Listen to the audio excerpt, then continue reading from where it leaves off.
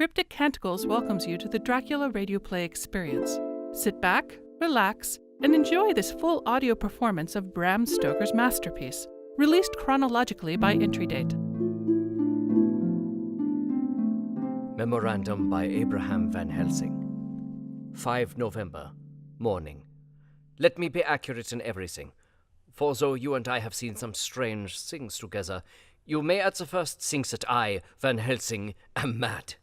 That the many horrors and the so long strain on nerves has at the last turned my brain. All yesterday we travel, always getting closer to the mountains, and moving into a more and more wild and desert land. There are great frowning precipices and much falling water, and nature seemed to have held some time her carnival. Madam Mina still sleep, and though I did have hunger and appeased it, I could not waken her, even for food. I began to fear that the fatal spell of the place was upon her, tainted as she is with that vampire baptism. Well, said I to myself, if it be that she sleep all the day, it shall also be that I do not sleep at night. As we travel on the rough road, for a road of an ancient and imperfect kind there was, I held down my head and slept. Again I waked with a sense of guilt and of time past, and found Madam Mina still sleeping, and the sun low down. But all was indeed changed. The frowning mountains seemed further away, and we were near the top of a steep rising hill, on summit of which was such a castle as Jonathan tell of in his diary. At once I exulted and feared, for now, for good or ill, the end was near. I woke Madam Mina, and again tried to hypnotize her, but alas, unavailing till too late. Then ere the great dark came upon us, for even after down sun, the heavens reflected the gone sun on the snow, and all was for a time in a great twilight. I took out the horses and fed them in what shelter I could. Then I make a fire, and near it I make Madam Mina, now awake and more charming than ever, sit comfortable amid her rugs. I got ready food, but she would not eat, simply saying that she had not hunger. I did not press her, knowing her unavailingness. But I myself eat, for I must needs now be strong for all. Then with a fear on me of what might be, I drew a ring so big for her comfort round where Madam Mina sat, and over the ring I passed some of the wafer, and I broke it fine, so that all was well guarded. She sat still all the time, so still as one dead, and she grew whiter and even whiter, till the snow was not more pale, and no word she said.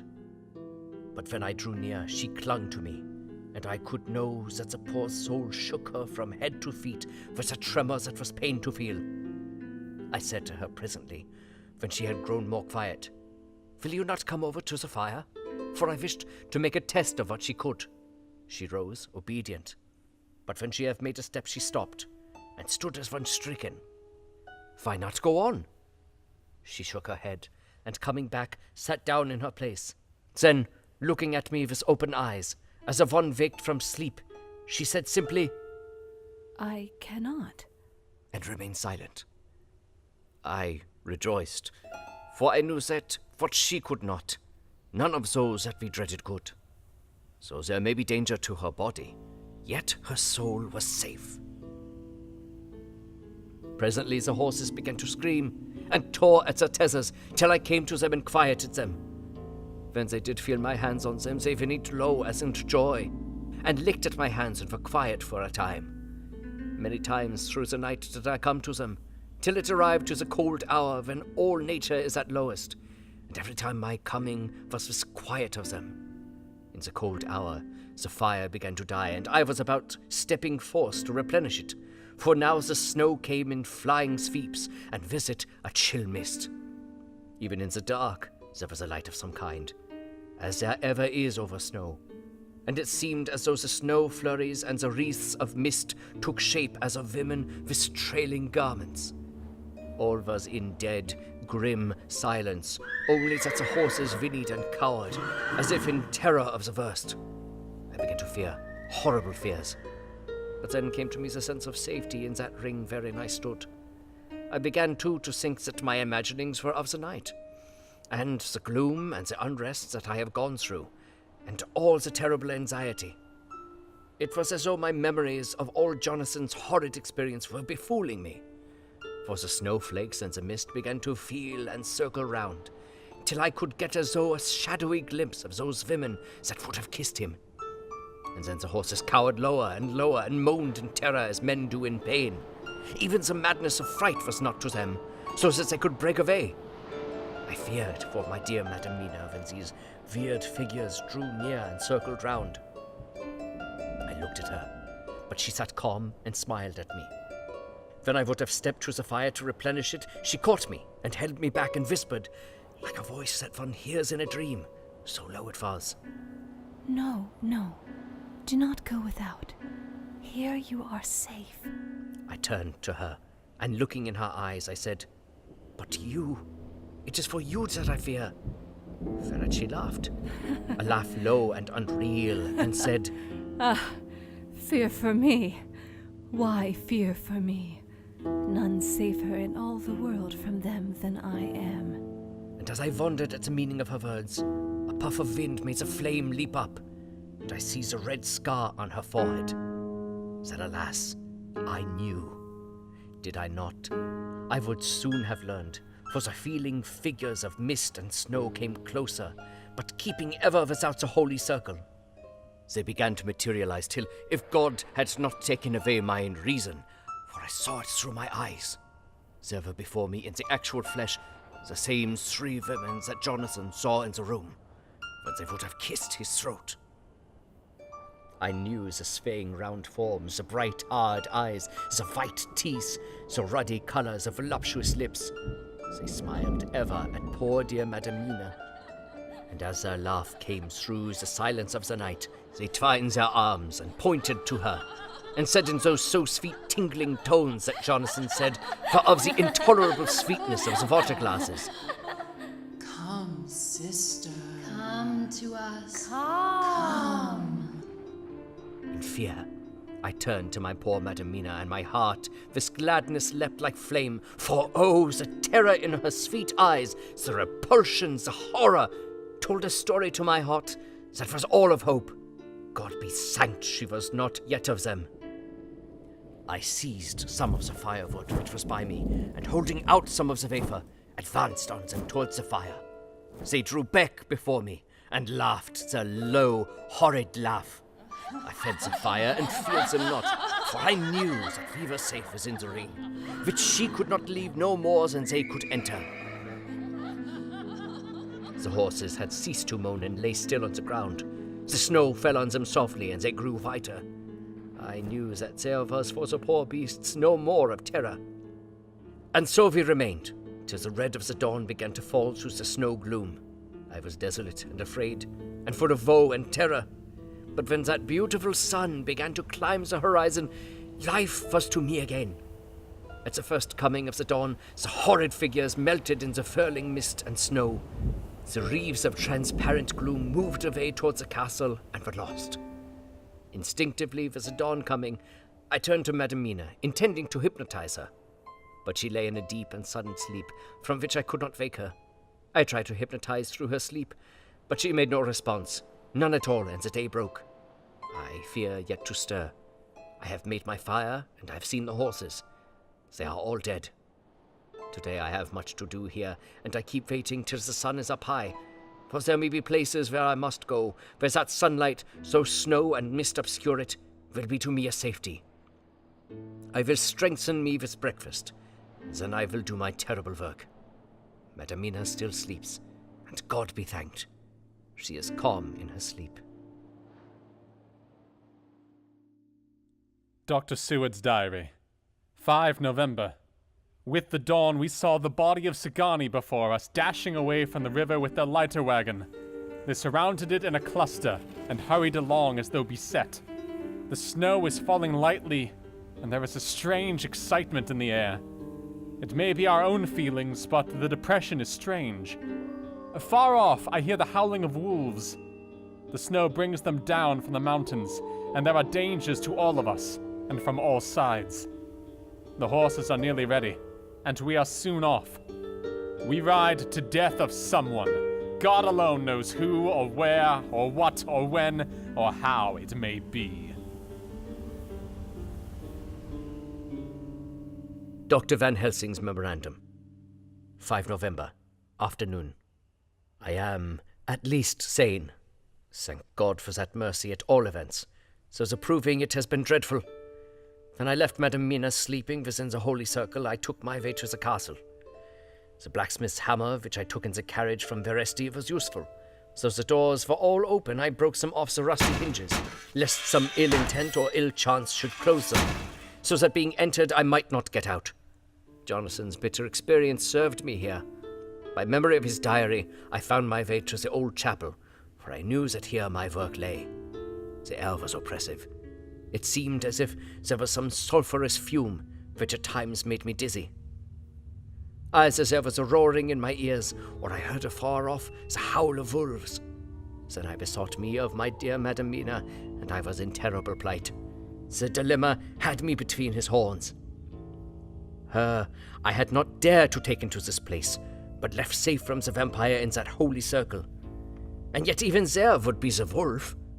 I resolved me that my work lay here, and that as to the wolves we must submit, if it were God's will. At any rate, it was only death and freedom beyond. So did I choose for her. Had it been for myself, the choice had been easy.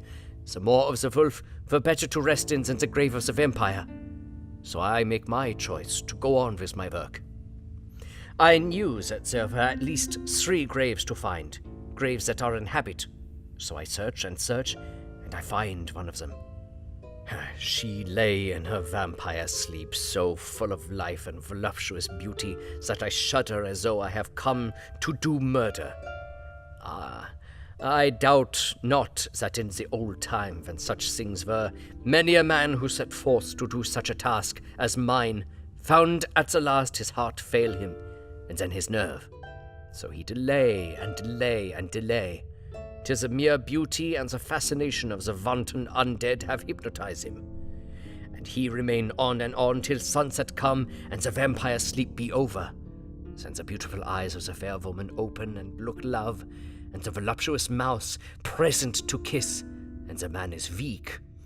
And there remain one more victim in the vampire fold, one more to swell the grim and grisly ranks of the undead. There is some fascination, surely, when I am moved by the mere presence of such a one, even lying as she lay in a tomb, fretted with age and heavy with the dust of centuries, so there be that horrid odour such as the lairs of the Count have had. Yes, I was moved. I, Van Helsing, with all my purpose and with my motive for hate, I was moved to a yearning for delay, which seemed to paralyze my faculties and to clog my very soul. It may have been that the need of natural sleep and the strange oppression of the air were beginning to overcome me. Certain it was that I was lapsing into sleep, the open-eyed sleep of one who yields to a sweet fascination, when there came through the snow-stilled air a long, low wail so full of woe and pity that it woke me like the sound of a clarion, for it was the voice of my dear Madam Mina that I heard. Then I braced myself again to my horrid task, and found by wrenching away tomb tops one other of the sisters, the other dark one. I dared not pause to look on her as I had her sister, lest once more I should begin to enthrall. But I go on searching until presently I find in a great tomb, as if made to one much beloved, that other fair sister which, like Jonathan, I had seen to gather herself out of atoms of the mist. She was so fair to look upon, so radiantly beautiful, so exquisitely voluptuous, that the very instinct of man in me, which calls some of my sex to love and to protect one of hers, made my head whirl with new emotion. But God be thanked, that soul veil of my dear Madam Mina had not died out of my ears, and before the spell could be wrought further upon me, I had nerved myself to my wild work. By this time, I had searched all the tombs in the chapel so far as I could tell, and as there had been only 3 of these undead phantoms around us in the night, I took it that there were no more of the active undead existent. There was one great tomb more lordly than all the rest. Huge it was, and nobly proportioned. On it was but one word: Dracula. This, then, was the undead home of the king vampire, to whom so many more were due. Its emptiness spoke eloquent to make certain what I knew. Before I began to restore these women to their dead selves through my awful work, I laid in Dracula's tomb some of the wafer, and so banished him from it, undead forever. Then began my terrible task, and I dreaded it. Had it been but one, it would have been easy comparative. But 3, to begin twice more after I had been through a deed of horror. For it was terrible with the sweet Miss Lucy. What would it not be with these strange ones who had survived through centuries, and who would have been strengthened by the passing of the years, who would, if they could, have fought for their foul lives? Oh, my friend John, but it was butcher work. Had I not been nerved by thoughts of other dead, and of the living over whom hung such a pall of fear, I could not have gone on. I tremble and tremble even yet, so till all was over, God be thanked, my nerve did stand. Had I not seen the repose in the first place, and the gladness that stole over it just ere the final dissolution came, as realizations that the soul had been won, I could not have gone further with my butchery. I could not have endured the horrid screeching as the stake drove home, the plunging of rising foam, and the lips of bloody foam. I should have fled in terror and left my work undone.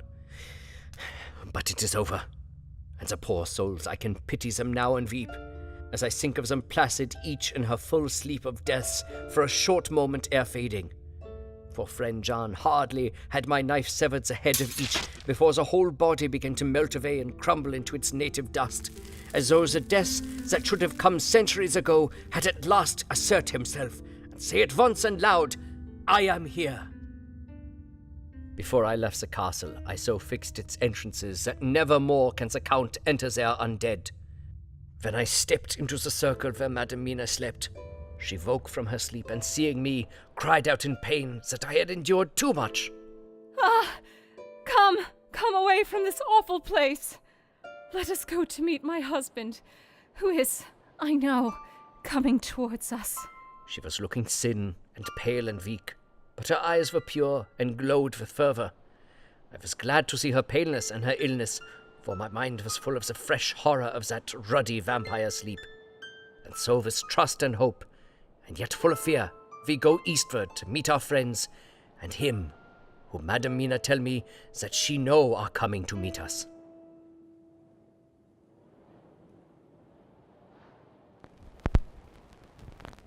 You have been listening to Bram Stoker's Dracula, the radio play, as presented by the Cryptic Canticles. Stay tuned for our next episode at crypticcanticles.com.